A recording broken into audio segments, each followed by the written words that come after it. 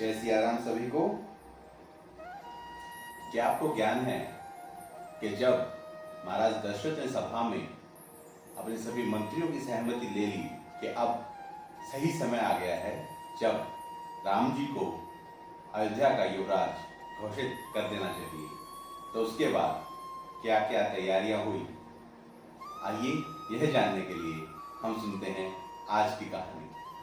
आज हम आपको वाल्मीकि रामायण के अयोध्या कांड के अध्याय 3 की कहानी सुनाएंगे। यह कहानी भी क्योंकि काफी लंबी है तो हमने इसको 2 भागों में बांटा है, जिसका आज हम पहला भाग आपको सुनाएंगे। तो आज की कहानी इस प्रकार आरंभ होती है। सभासदों ने कमल पुष्प की आकृति वाली अपनी अंजलियों को सिर से लगाकर सब प्रकार से महाराज के प्रस्ताव का समर्थन किया।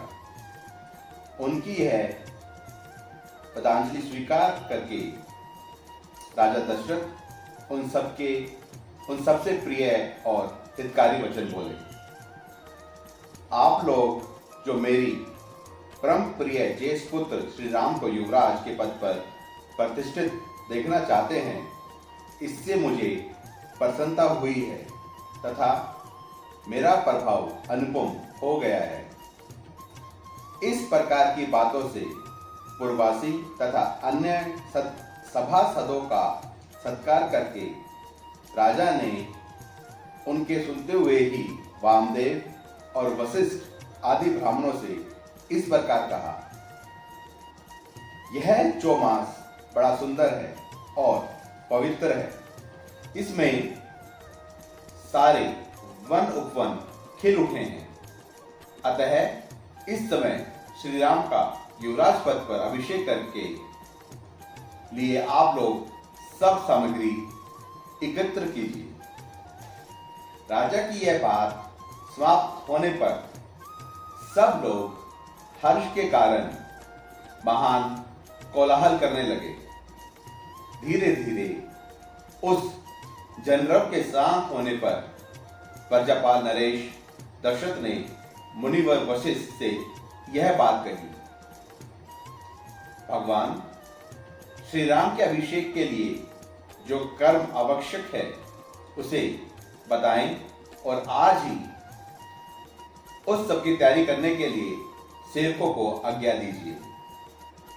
महाराज का यह वचन सुनकर मुनिवर वशिष्ठ ने राजा के सामने ही हाथ जोड़कर खड़े हुए आज्ञा पालन के लिए तैयार रहने वाले सेवकों से कहा,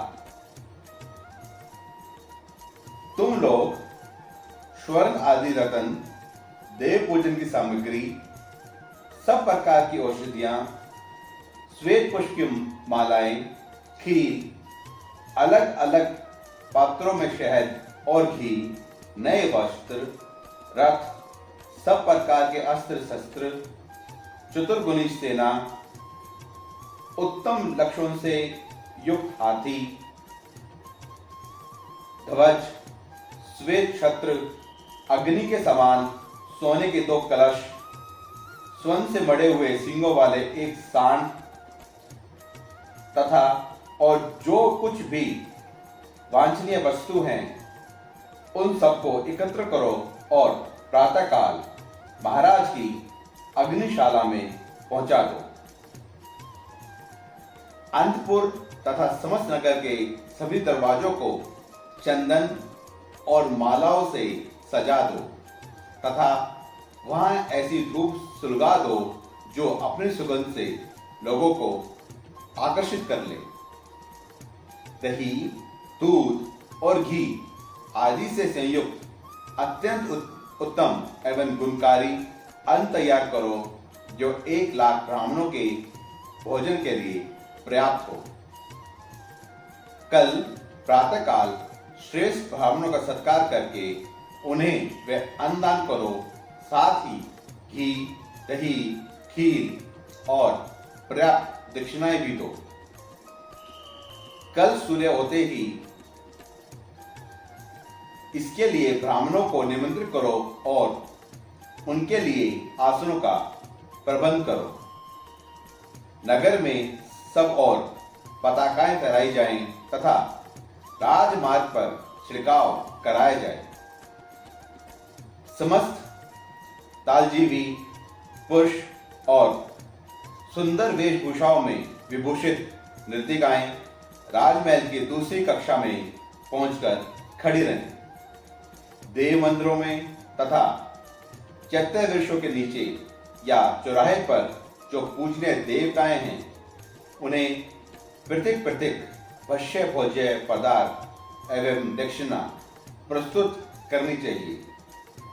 लंबी तलवार लिए और गोदा चमक से बनी हुई दस्ताने पहने और कमर कसकर तैयार रहने वाले सूरवीर योद्धा स्वच्छ वस्त्र धारण किए महाराज के अबुद्धशाली आंगन में प्रवेश करें। सेवकों को इस प्रकार कार्य करने का आदेश देकर दोनों ब्राह्मण वशिष्ठ और वामदेव पुरोहित द्वारा संपादित होने योग्य कार्यों को स्वयं पूर्ण किया।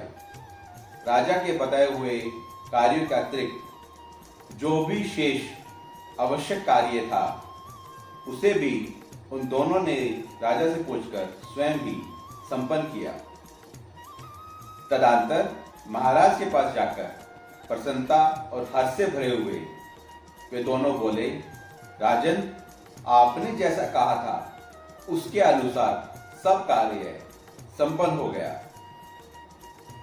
इसके बाद तेजस्वी राजा दशरथ ने सुमंत्र से कहा, सखी, पवित्र आत्मा राम को तुम शीघ्र ही यहां बुला लाओ। तब जो आज्ञा कहकर सुमंत्र गए तथा राजा के आदेश अनुसार रथियों में श्रेष्ठ श्री राम को रथ पर बिठाकर ले आए। इसके आगे की कहानी में क्या हुआ यह हम आपको कल सुनाएंगे। कल हम अयोध्या कांड के अध्याय 3 के भाग 2 को सुनेंगे। आप सबसे अनुरोध है कि आप हमारे पेज रामलखन यात्रा को ज्यादा से ज्यादा लोगों के साथ शेयर करें, उसे फॉलो करें। अगर हमारी कहानी आपको पसंद आ रही है तो कमेंट में लिखिए जय श्री राम। और आप सभी लोग सुनते रहिए प्रभु राम की कहानी भक्त मन्नू की जबानी। जय सिया राम।